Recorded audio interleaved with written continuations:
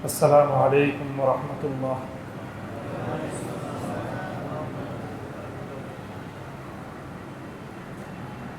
إن الحمد لله نحمده ونستعينه ونستغفره ونؤمن به ونتوكل عليه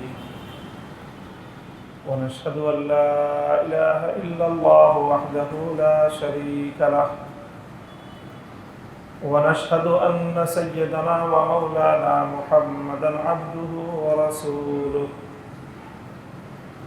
صلى الله تعالى عليه وعلى آله وأصحابه وبارك وسلم تسليما كثيرا. أما بعد فأعوذ بالله من الشيطان الرجيم. بسم الله الرحمن الرحيم. لقد أرسلنا رسلنا بالبينات والهدى وأنزلنا معهم الكتاب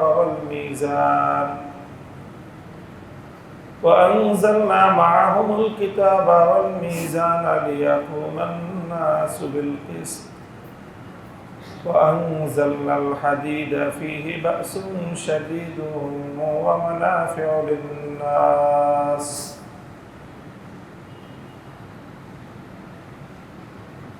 صدق الله العظيم وصدق رسوله النبي الكريم. اللهم صل على محمد وعلى آل محمد كما صليت على إبراهيم وعلى آل إبراهيم إنك حميد مجيد. اللهم بارك على محمد وعلى آل محمد كما باركت على إبراهيم وعلى آل إبراهيم إنك حميد مجيد.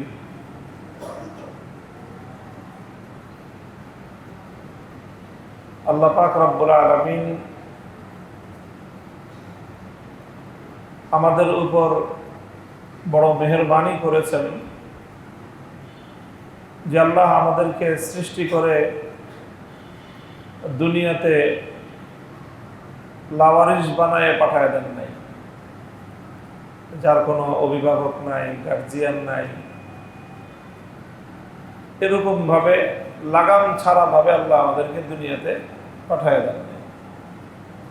আল্লাহ আমাদেরকে দুনিয়াতে পাঠিয়েছেন এবং এই দুনিয়ার জীবনে আমরা কিভাবে সুন্দরভাবে, সফলভাবে, শান্তিতে বসবাস করতে পারবো, সেই জন্য আল্লাহ পাক রব্বুল আলামিন আমাদেরকে একটা গাইডলাইন, একটা পূর্ণ নির্দেশনা আমাদেরকে দিয়েছেন এবং আল্লাহ পাক রব্বুল আলামিনের প্রদত্ত সেই গাইডলাইন, সেই নির্দেশনা, সেই হেদায়েত যখন মানুষ অনুসরণ করে, তো একদিকে যেরকম মানুষের ইহকালের জীবন সুন্দর হয়, সুখময় হয়, শান্তিপূর্ণ হয়,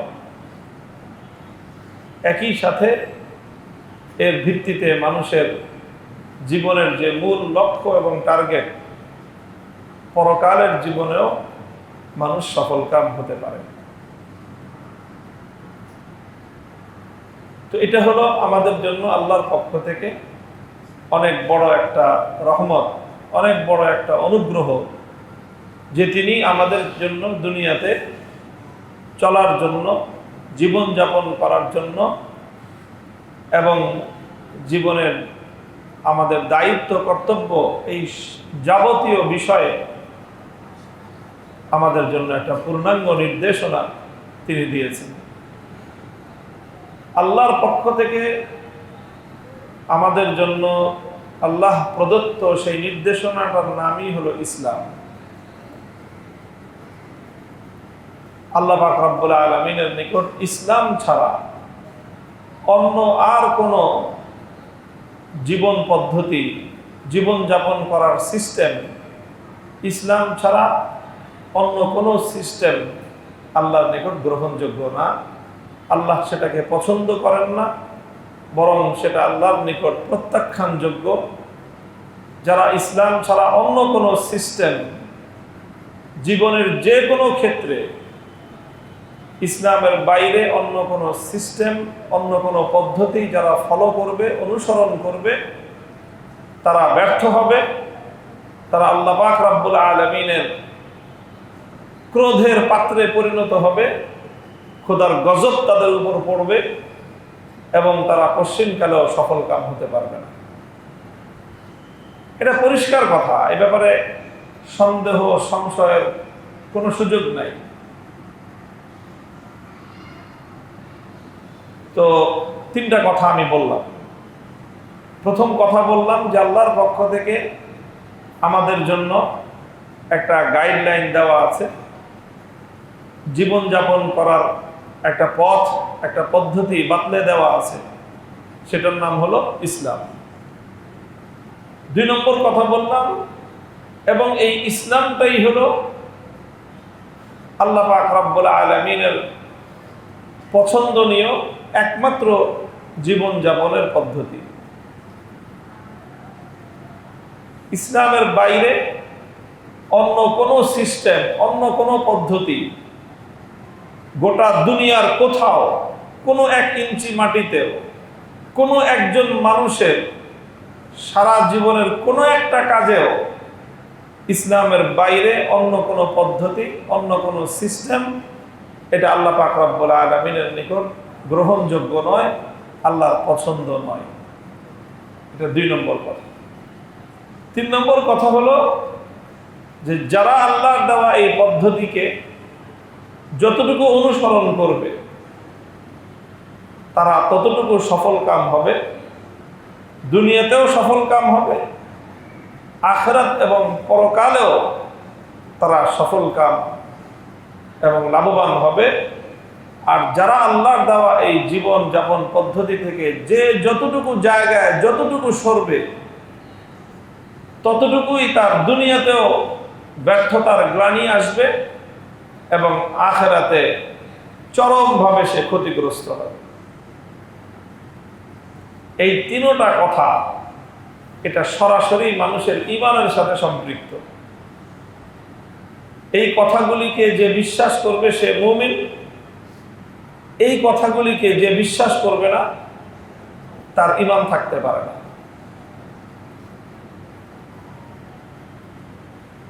আমাদের দুর্ভাগ্য হলো এই, আমাদের ব্যাপকভাবে মানুষের মধ্যে এখন যে মানসিকতা, যে টেন্ডেন্সি কাজ করে, সেটা হলো যে মানুষ ইসলামকে পছন্দ করবে না, ইসলামকে অনুসরণ করতে চাইবে না, ইসলামের বিপরীত অন্য কোনো পদ্ধতি, অন্য কোনো পথ সে নিজে অনুসরণ করবে, সেই পথকে সে বাস্তবায়ন করার চেষ্টা করবে, কিন্তু আবার পাক্কা ইমানদার থাকতে চাইবে। তারা যদি আপনি বলেন যে ভাই এটা তো ইমানের সাথে যায় না, এটা তো ইমানের আচরণ হলো না, এটা তো ইমানের কাজ হলো না, তো তখন দেখবেন সে খুব ক্ষিপ্ত হয়ে যাবে, চলবে ইসলামের উল্টা পথে, আবার বলবে ইমান ঠিক আছে, পড়বে না নামাজ, বলবে ইমান ঠিক আছে, পড়বে না আল্লাহ, মানবে না আল্লাহর হুকুম, বলবে ইমান ঠিক আছে, মানবে না নবীর তরিকা, বলবে ইমান ঠিক আছে।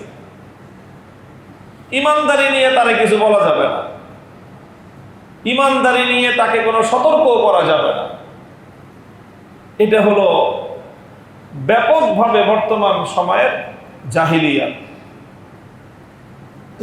বর্তমান সময়ের এটা হলো সবচেয়ে বড় জাহিলিয়াত,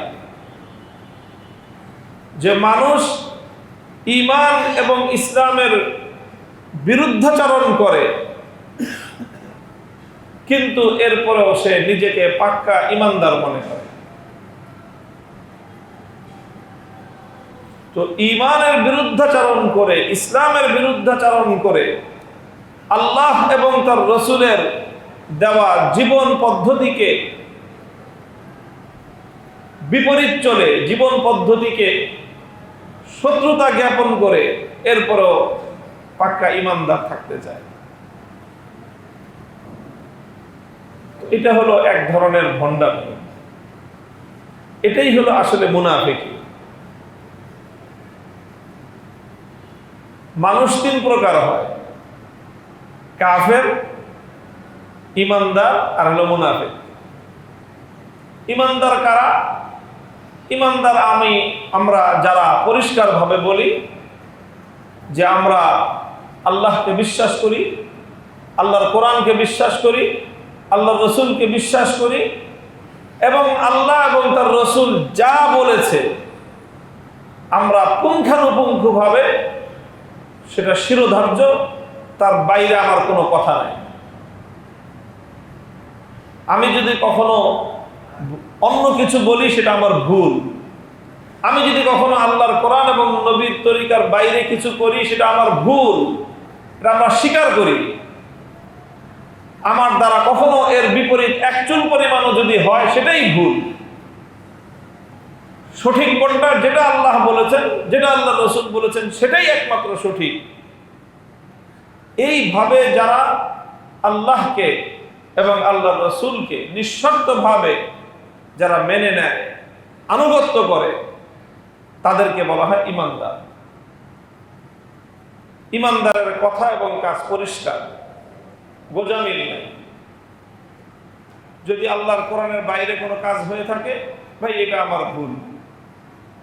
আল্লাহ রসুলের কথার বাইরে আমার কাজ হয়েছে, এটা আমার ভুল। আমি কখনো কোরআনের বাইরে, নবীর আদর্শের বাইরে কোনো কাজ করে সেই কাজের পক্ষে আমি হুজ্জতি করতে যাব না। এটার নাম হলো ইমানদার।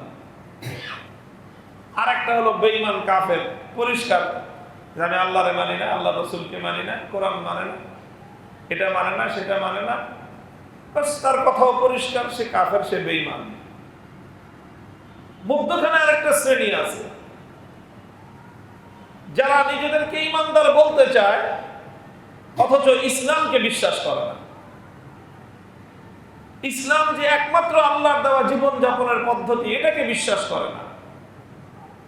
ইসলামের মধ্যেই যে একমাত্র শান্তি আছে, এই কথা বিশ্বাস করে না।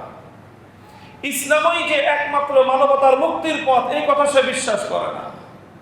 এবং জীবনের কোনো ক্ষেত্রে কোনো মুসলমান ইসলামের বাইরে এক চুল পরিমাণ চলার অধিকার রাখে না, এই রাইট সে রাখে না, এই কথা সে বিশ্বাস করে না। অথচ নিজেকে আবার ইমানদার বলে দাবি করে, তাদেরকেই বলা হয় মুনাফিক। যারা মুনাফিক হয় তারা সরাসরি কাফের বেঈমানের চেয়েও আরো নিকৃষ্টতম। ইন্নাল মুনাফিকিনা ফিদ দারকিল আসফালি মিনান নার ওয়া লান তাজিদ লাহুম নাসীরা। আল্লাহর কোরআনে বলেছেন যে মুনাফিকরা হলো কাফেরদের চেয়েও নিকৃষ্ট এবং তারা জাহান্নামের সবচেয়ে নিম্ন স্তরে, সবচেয়ে ভয়াবহ স্তরে নিক্ষিপ্ত হবে মুনাফিকের দল। কারণ কাফেরদের মধ্যে এতটুকু সৎসাহস আছে যে সে কাফের, নিজেকে সে কাফের বলে। আর মুনাফিকরা তারা ইসলামকে মানে না, আল্লাহর দ্বীনকে মানে না, আল্লাহর দ্বীনের শত্রুতা করে, বিরুদ্ধাচরণ করে, আবার নিজেকে ইমানদার বলে পরিচয় দিতে চায়। এই জন্য মুহতারাম হাজিরিন, এটা তো কোনো ভদ্রতাও না, এটা কোনো ভদ্রতাও তো না যে ভাই তুমি একটা বিশ্বাস করো, একটা অনুসরণ করো, মুখে আর একটা কেন বলবা? তুমি এতটুকু সৎসাহস তো একজন সাধারণ সভ্য ভদ্র মানুষের মধ্যেও থাকে। একটা সাধারণ মানুষের মধ্যেও, আর ভালো চোরের মধ্যেও এই গুণ থাকে, আমি চুরি করি। তো এই যে মুখে একটা বলে কাজে আরেকটা করে, নিজেকে ইমানদার, নিজেকে মুসলিম বলে পরিচয় দিবে, অথচ কাজে কর্মে প্রত্যেকটা ক্ষেত্রে ইসলামের বিরুদ্ধাচরণ করবে, আল্লাহর বিধানের বিরুদ্ধাচরণ করবে, ইসলামী শরীয়তের সাথে বিরুদ্ধাচরণ করবে। তো এর চেয়ে বড় মুনাফিকি আর কি হতে পারে? আল্লাহ পাক রব্বুল আলামিন আমাদের সকলকে পাক্কা খাঁটি ঈমানদার হওয়ার তৌফিক দান করেন। এই যে ইসলামের কথাটা আমি বললাম, যে আল্লাহ পাক রব্বুল আলামিন আমাদের উপর সবচেয়ে বড় করুণা এবং মেহেরবানি করেছেন, দয়া করেছেন, যে আল্লাহ আমাদেরকে দুনিয়াতে লাবারিশ পাঠিয়ে দেন নাই, আমাদেরকে দুনিয়াতে পাঠিয়েছেন, সাথে সাথে আমাদের জন্য পরিপূর্ণ একটা গাইডলাইন, একটা জীবন ব্যবস্থা, একটা পদ্ধতি অক্ষরে অক্ষরে তিনি আমাদের সামনে খোলাসা করে বলে দিয়েছেন যে তুমি এইভাবে এটা করবা, এইভাবে এটা করবা, ব্যবসা করলে এটা করবা, এটা করবা না, চাকরি করলে এটা করবা, এটা করবা না, তুমি খাবার দাবার খাওয়ার সময় এটা খাবা, এটা খাবা না, পান করার সময় এটা পান করবা, ওইটা পান করবা না, লেবাস পোশাক পরার সময় এই লেবাস পরবা, ওই পোশাকটা পরবা না, সবকিছু বলে দেওয়া আছে। তুমি তুমি যেটাই করো, এমনকি তুমি রাজনীতি করবা, তো এইভাবে রাজনীতি করবা, এইভাবে রাজনীতি করবা না। আল্লাহ যদি তোমাকে শাসন ক্ষমতা দেয়, তুমি এইভাবে চালাবা, এইভাবে চালাবা না। তুমি যদি বিচারক হও, এইভাবে বিচার করবা, এইভাবে বিচার করবা না। প্রত্যেকটা বিষয়ে আল্লাহ রাব্বুল আলামিনের পক্ষ থেকে পূর্ণাঙ্গ এবং স্পষ্টভাবে বলে দেয়া আছে, এবং সেইভাবেই কোনো মানুষ যদি জীবন যাপন করে তাহলে তাকেই বলা হয় কামিল মুমিন, তাকেই বলা হয় পরিপূর্ণ ঈমানদার। এই যে ইসলাম আল্লাহ আমাদেরকে দিলেন, এই ইসলামটাকে এটাকে জানতে হয়, এটাকে শিখতে হয়, এবং শিখতে হয় কতদিন? যতদিন জীবন আছে ততদিন শিখতে হয়। মৌলিক শিক্ষা তো জীবনের সূচনা লগ্নেই শিক্ষা জরুরি। জীবনে একবার শিখলাম, প্রথমেই মানুষের জীবনে, একজন মুমিনের জীবনে সর্বপ্রথম যেই জিনিসটা তার উপর ফরজ হয়, জরুরি হয়, সেটা হলো ইসলামকে শেখা, জানা। জানতে হয়, শিখতে হয়। কারণ না জানলে কোনো মানুষ পালন করতে পারে না। কোনো বিধান পালন করতে হলে, কোনো কাজ সঠিকভাবে করতে হলে আগে জানতে হবে না? এটা আগে জানতে হবে। এই জন্য ইসলামের মধ্যে সবচেয়ে গুরুত্বপূর্ণ বিধান হলো, এবং সর্বপ্রথম বিধান হলো যে তুমি শিখো এবং জানো। এই জন্য আল্লাহ পাক রব্বুল আলামিন যখন পবিত্র কোরআন নাযিল করলেন, তো সর্বপ্রথম কি বললেন? আল্লাহ বলেন ইকরা বিসমি রাব্বিকাল্লাযী খালাক। তুমি পড়ো এবং শিখো। কি শিখবা? প্রথমে কোন শিক্ষা তুমি জ্ঞান অর্জন করবা, কোন শিক্ষাটা তুমি প্রথমে অর্জন করবা, সেটাও আল্লাহ বলে দিলেন বিসমি রাব্বিকাল্লাযী খালাক। তোমার সৃষ্টিকর্তা রবের নামে তুমি পড়া শুরু করো।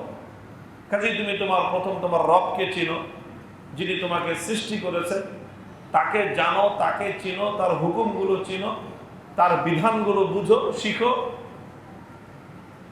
ইসলামের প্রথম এবং সবচেয়ে বেসিক ফান্ডামেন্টাল যে বিধান, সেটা হলো শেখা, ইলম অর্জন করা।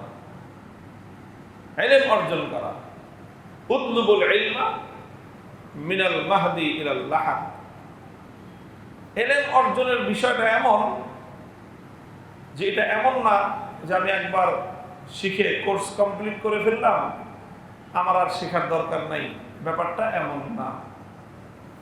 হ্যাঁ, মৌলিক শিক্ষাগুলো প্রথমেই শিখতে হয়।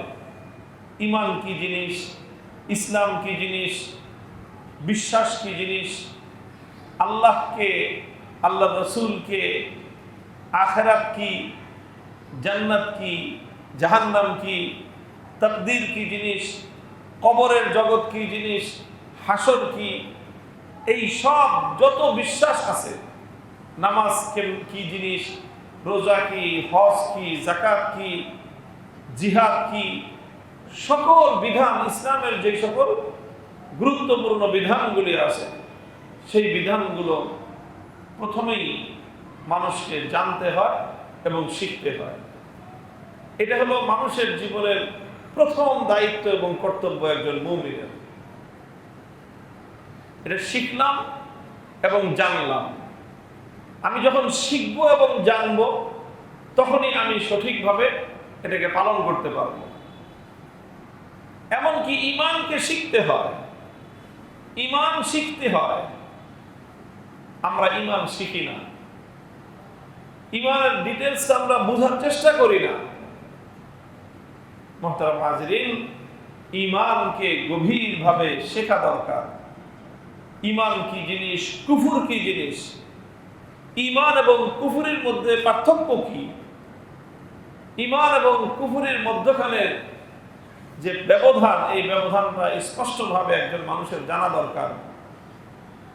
কারণ অনেক সময় বহু মানুষ এমন হয় যে সে নিজেকে মুমিন মনে করতেছে, অথচ এমন কারণ তার জীবনে ঘটে গেছে যেই কারণে সে ঈমানের গণ্ডি থেকে বহিষ্কার হয়ে সে কুফরের গণ্ডিতে চলে গেছে, অথচ তার খবর নাই। এটা কেন হয়? কারণ সে ঈমান সম্পর্কে জানে না, ঈমান সম্পর্কে তার সে জানার প্রয়োজন অনুভব করে না,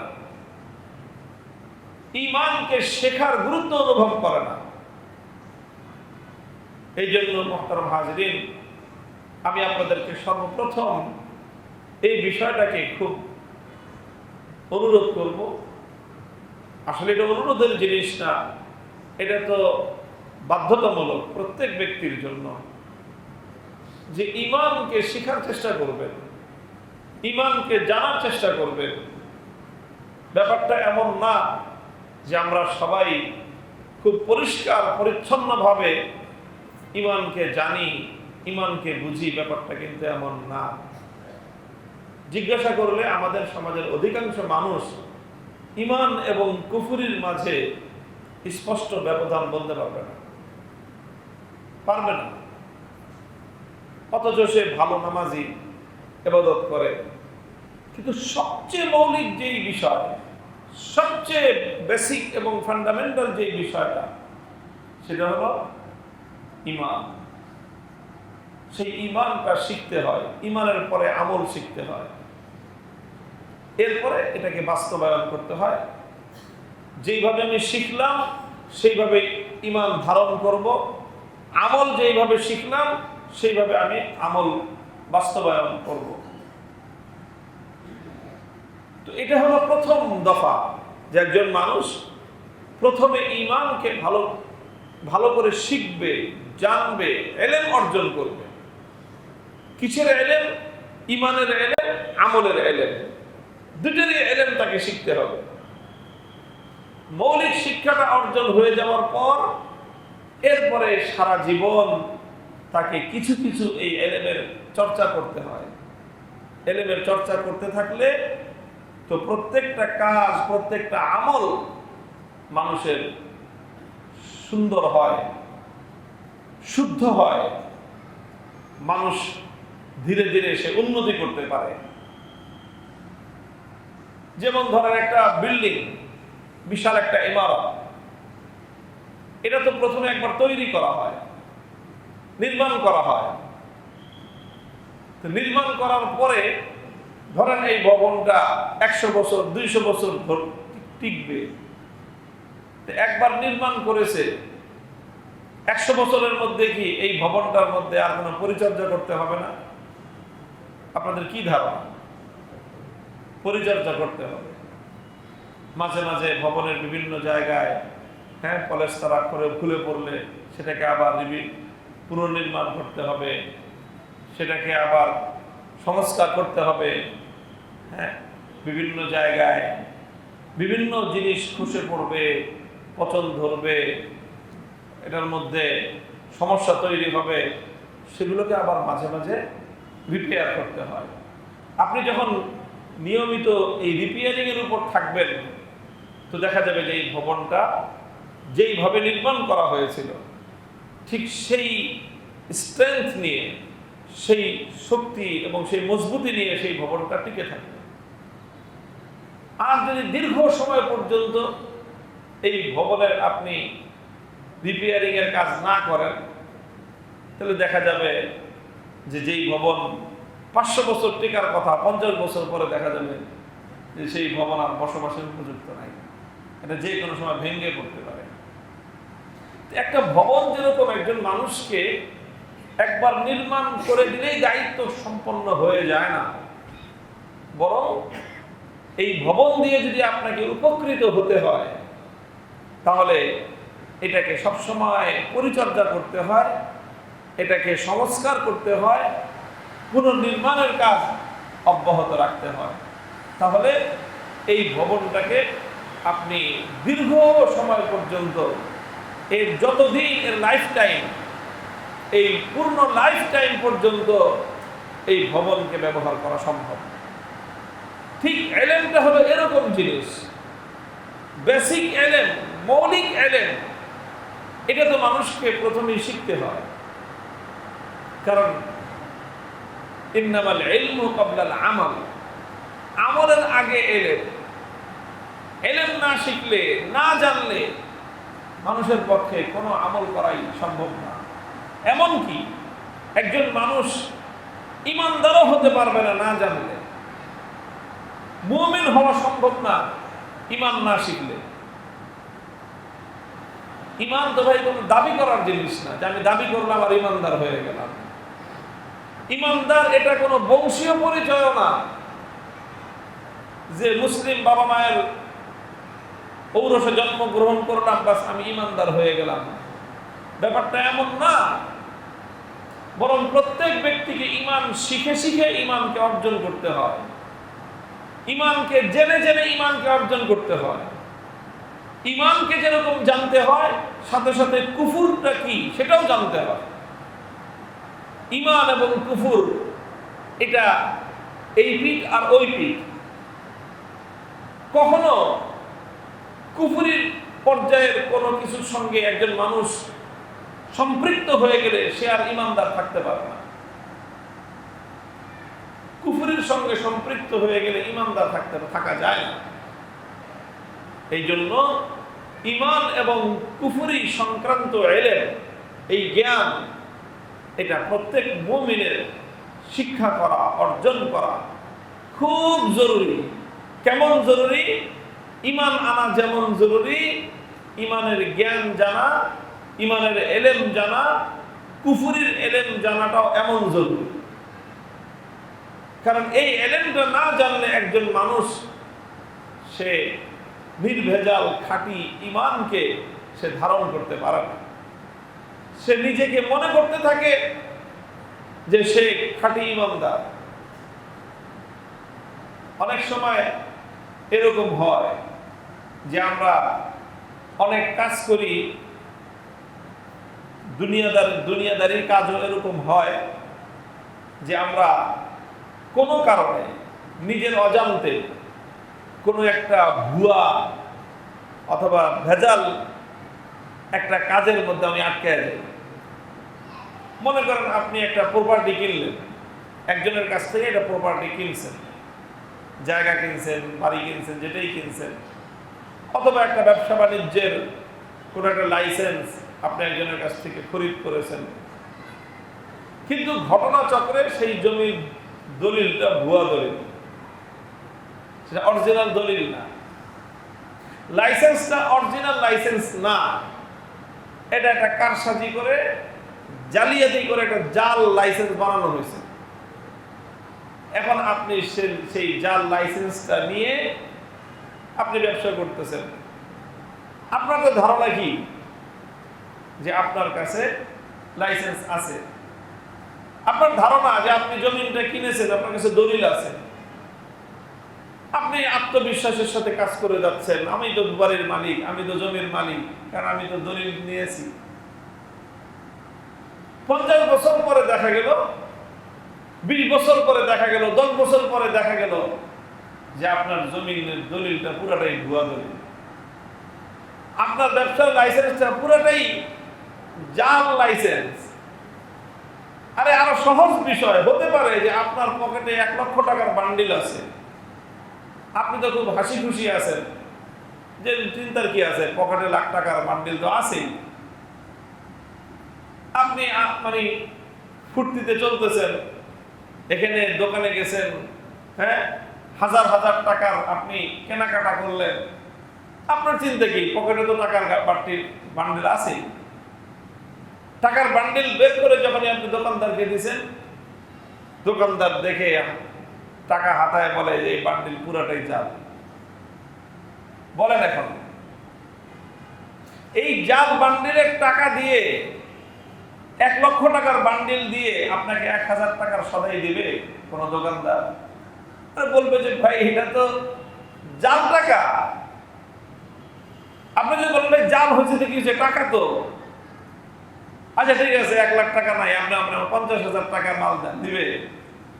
50,000 টাকার না, 20,000 টাকার মাল দেন, 1 লাখ টাকার বান্ডিল দিয়ে দিবে? আরে ভাই 50,000 টাকার না, 50 টাকার মাল 1 লাখ টাকার জাল বান্ডিল দিয়ে কেউ আপনাকে দিবে? বলবে আরে ভাই এই টাকা যে আপনার কাছে আছে এটাই তো বেশি, তাড়াতাড়ি এটা ফেলা দেন, নাহলে পুলিশ আসলে 1 লাখ টাকার জাল টাকা রাখার অপরাধে 10 বছর জেল খাটতে হবে আপনার। আপনি 1 লক্ষ টাকা বান্ডিল আছে আপনার কাছে, এই টাকা দিয়ে আপনি কোন পণ্য খরিদ করা তো দূরের কথা, 1 পয়সার পণ্য আপনি 1 লক্ষ টাকার জাল টাকার বান্ডিল দিয়ে 1 টাকার 1 পয়সার মালও আপনি পাবেন না, বরং আপনার হাতে এই জাল টাকার বান্ডিল থাকার অপরাধে আপনার বিরুদ্ধে কঠিন রকমের আইনানুগ শাস্তিমূলক ব্যবস্থা গ্রহণ করা হবে। মুহতারাম হাজরিন, এই জন্য টাকা কামাই করার আগে, টাকা অর্জন করার আগে টাকা চিনতে হয়। আপনি যদি জাল টাকা আর অরিজিনাল টাকার মধ্যে তফাৎ করতে না পারেন, কোটি কোটি টাকা কামাই করবেন, শেষ বেলায় দেখা যাবে যে সব টাকাই জাল। এবার বলেন আপনি সারা জীবন যে আপনি পরিশ্রম করে কোটি কোটি টাকা জমা করলেন, আর এই কোটি টাকাই যদি জাল টাকা হয়, তাহলে এই পরিশ্রম, এই উপার্জন, এই টাকা জমানো, এই টাকা কামাই করা, এর এক কানাকড়ি পরিমাণ কোনো অর্থ থাকবে থাকবে না। মুহতারাম হাজিরিন, টাকার দৃষ্টান্ত তো একটা ছোট দৃষ্টান্ত।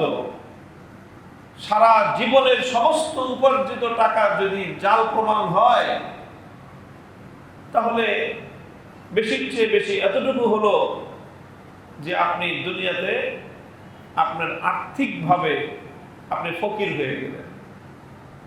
যেই ব্যক্তি নিজেকে কোটিপতি মনে করত, তার কোটি টাকা যখন জাল প্রমাণিত হবে, তখন সে কি হয়ে গেল? রাস্তার ভিখারি হয়ে গেল। তার হাতে কোনো টাকা নাই, কোনো পয়সা নাই, সে একজন নিঃস্ব অসহায় মানুষে পরিণত হলো। এক মুহূর্ত আগে যেই লোকটা নিজেকে কোটিপতি মনে করত, যেই মুহূর্তে তার এই কোটি টাকার জাল প্রমাণ হয়ে গেল, ওই মুহূর্তে সে নিঃস্ব এবং অসহায় হয়ে গেল। এখন দুনিয়ার বিবেচনায় এই কোটিপতির কি অবস্থা বলেন তো? দুনিয়ার বিবেচনায় একটু আগে সে নিজেকে কোটিপতি মনে করতেছিল এবং তার এই সম্পদ দেখে সবাই তাকে কোটিপতি মনে করে তার সাথে সেই রকম বিহেভ করতেছিল, তার সাথে সেরকম আচরণ করতেছিল। যেই মুহূর্তে যাচাই বাছাইয়ের মাধ্যমে প্রমাণ হলো যে তোমার এই কোটি টাকা সবটাই জাল, মুহূর্তের মধ্যে, 1 সেকেন্ডের মধ্যে কোটিপতি থেকে সেই লোকটা নিঃস্ব এবং অসহায়। এখন তার কাছে 1 টাকাও নাই, 1 টাকার সম্পদ তার কাছে নেই। এই লোকটা দুনিয়ার বিবেচনায় যেরকম হঠাৎ করে আকাশ থেকে জমিনে পাতালে পড়লো, এই লোকটা যেরকম দুনিয়ার বিবেচনায় রাতারাতি কোটিপতি থেকে নিঃস্ব সহায়হীন হয়ে গেল, ঠিক এরকম বহু মানুষ এমন আছে যে মুমিন হিসেবে, মুসলমান হিসেবে আমল কামাইতেছে আর নিজেকে মনে করতেছি যে আমার তো অ্যাকাউন্টে অনেক আমল জমা হচ্ছে, কিন্তু হঠাৎ করে যাচাই বাছাইয়ে গিয়ে দেখা গেল যে যেই ইমানের উপর ভিত্তি করে তুমি আমল করতেছো তোমার সেই ইমানটাই ঠিক নাই, ইমানটা ভুল প্রমাণ হলো। কারণ ইমান সম্পর্কে সে শিখে নেয় যে আল্লাহকে বিশ্বাস করতে হয়, আল্লাহকে কিভাবে বিশ্বাস করতে হয়, কিভাবে বিশ্বাস করতে হয়। এই বিশ্বাস করার মধ্যে ইমান শেখার জিনিস, ইমান জানার জিনিস। শুধু ইমান জানলে হয় না, ইমানের পাশাপাশি কুফুরটাকেও জানতে হয়। ইমান কি জিনিস, কুফুর কি জিনিস। ইমান অর্জন করে ইমানকে রক্ষা করতে হলে কুফুর থেকে বেঁচে থাকতে হয়। কুফুর এবং শিরক থেকে না বাঁচতে পারলে ইমানের উপর থাকা সম্ভব না। একজন মানুষ নিজেকে মুমিন মনে করে, অথচ দেখা যাচ্ছে যে কুফুরির মধ্যে সে লিপ্ত আছে, সে কুফুরিতে নিমজ্জিত হয়ে আছে। এরপরও সে নিজেকে বড় ইমানদার মনে করতেছে, নিজেকে হাজি মনে করতেছে, নিজেকে নামাজি মনে করতেছে, নিজেকে ভালো আমলদার মনে করতেছে। তো বহু মানুষ এমন আছি আমরা, আমাদের মধ্যে অসংখ্য মানুষ এমন আছে যে ইমানের এমন একটা জায়গায় সে মস্ত বড় ভুল বিশ্বাসের মধ্যে লিপ্ত আছে, যেই ভুল বিশ্বাসের কারণে তার গোটা ইমানটাই জাল টাকার মতো জালিয়াতিতে পরিণত হয়ে আছে। সে বুঝতে পারতেছে না, সে বুঝতে পারতেছে না। ভাই দুঃখজনক ব্যাপারটা হলো এই, দেখেন মনে করেন একজন মানুষের কাছে আমি যেরকম টাকা দিয়ে দৃষ্টান্ত দিচ্ছি, বহু টাকা আছে, লক্ষ লক্ষ টাকা। এখন আপনি যদি তারে হঠাৎ করে বলেন যে ভাই তোর এই টাকাগুলি সব তো জাল, সে ব্যাপারটা খুব সহজে মেনে নেবে? সে ক্ষিপ্ত হয়ে উঠবে, চিৎকার করে উঠবে, আপনার বিরুদ্ধে সে ক্ষিপ্ত হবে, আপনাকে মারতে আসবে, হ্যাঁ আপনার উপরে সে তেড়ে আসবে, এই আমার এই টাকাগুলিকে তুমি জাল বলতেছ। কিন্তু সে যদি নিজে এই কথাটাকে নোট করে নিয়ে, আচ্ছা ঠিক আছে আমার টাকাটা আসলেই ঠিক কিনা, আমি একটু ব্যাংকে যাই তো টাকাটা নিয়ে যাচাই করে আসি। তো ব্যাংকে নিয়ে যখন যাচাই করবে তখন যদি ধরা পড়ে যে না এই সব টাকাই জাল, তখন তো তার ক্ষিপ্ত হওয়ার কিছুই নাই, ক্ষিপ্ত হয়ে লাভও নাই। আপনার যতই ক্ষিপ্ত হন, আপনার রাগারাগি আর আপনার হম্বিতম্বিতে ব্যাংকের লোকজন আপনার এই জাল টাকার বিনিময়ে আপনাকে আসল টাকা দিবে না, বলবে যে ভাই আপনার জাল টাকা আপনি নিয়ে যান, এই টাকা চলবে না। আমাদের সমস্যাটা এই জায়গায়, আমরা সমাজে মানুষকে যখন বলি যে ভাই এটা তো ইমানের বিশ্বাসের সাথে সাংঘর্ষিক, এই বিশ্বাস করলে ইমান থাকে না, এটা বললে মানুষ ক্ষিপ্ত হয়ে ওঠে। সে তার বিশ্বাসকে পরিবর্তন করবে না, আবার ইমানদার থাকতে চায়।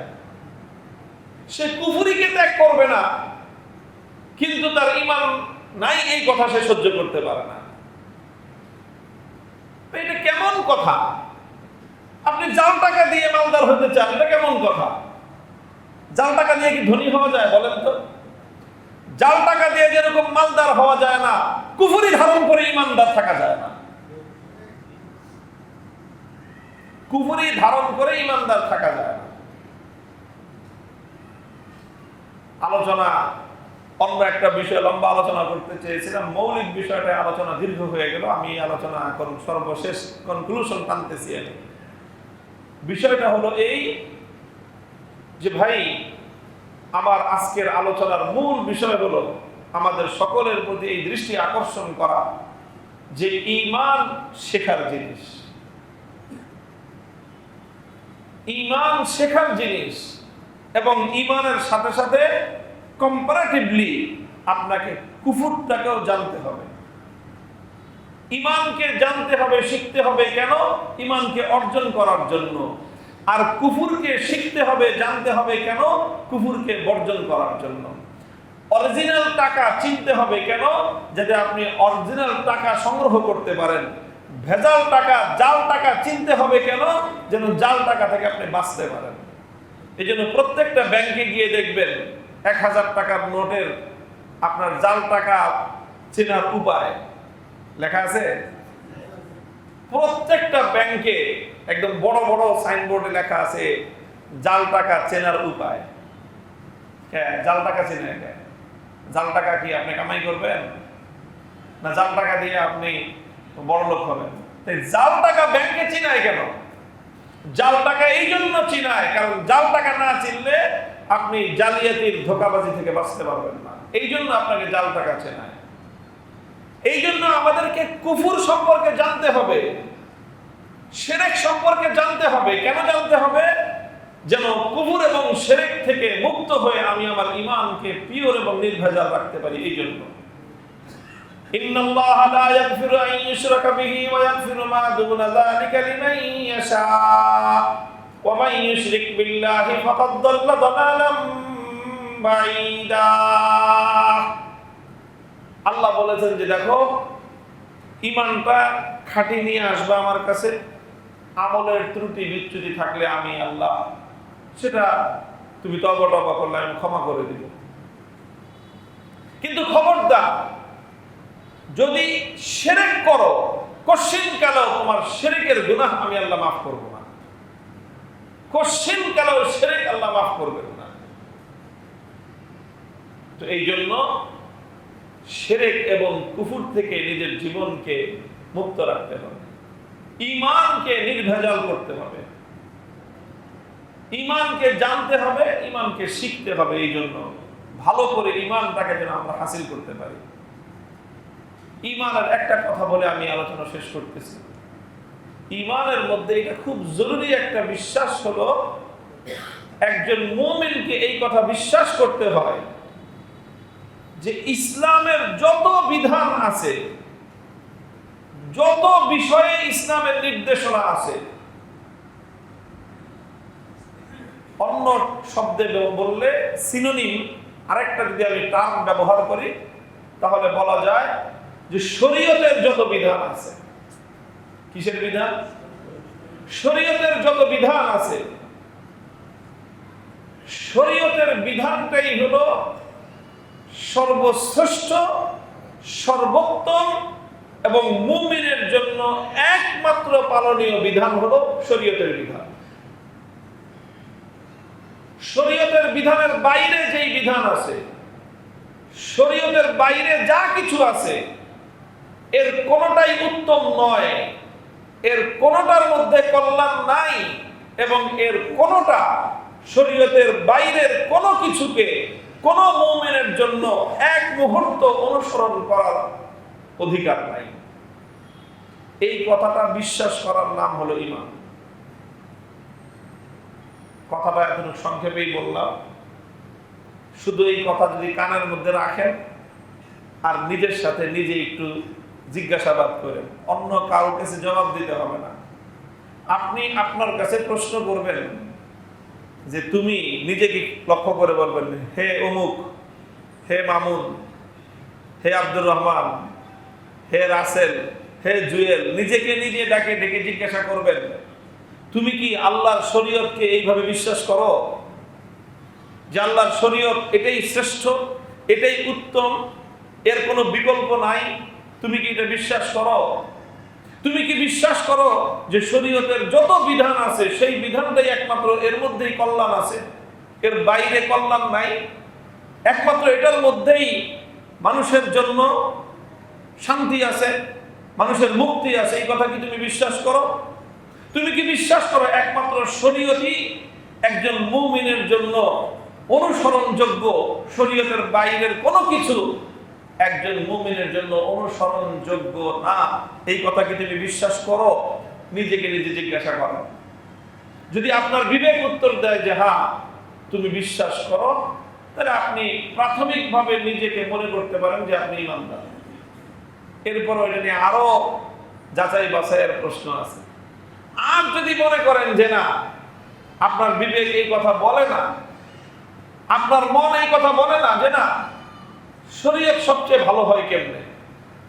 শরীয়তের বিধানের মধ্যে এই আছে সেই আছে, এগুলো তো ভালো না। নাউজুবিল্লাহি মিন যালিক। আপনার মন যদি এরকম কোন জবাব দেয়, তাহলে অন্য কারো লাগবে না, আপনি নিজেই নিজের ব্যাপারে লিখে রাখতে পারেন যে আপনার ঈমান নাই। আমরা বলি হুজুর ঈমান নাই তো কি? এবার আপনি বলেন ঈমান নাই তো আপনি কি? ঈমান নাই তো আপনি কি? আপনার ভিতরে নাই ঈমান, আপনি মুখে বলতেছেন ঈমানদার। তো আমরা জানি এটার নাম মুনাফিক। আপনারটা আপনি নিজেরটা নিজে, বাকি সিদ্ধান্ত নিয়েন যে আপনি কি, আমি কিছু বলবো না। আল্লাহ পাক রব্বুল আলামিন আমাদের প্রত্যেককে ঈমান শিখার, বুঝার, জানার এবং সেই অনুযায়ী নির্ভেজাল পিওর খাঁটি ঈমানদার হওয়ার তৌফিক দান করেন। ওয়া আখিরু দাওয়ানা আলহামদুলিল্লাহি রাব্বিল আলামিন।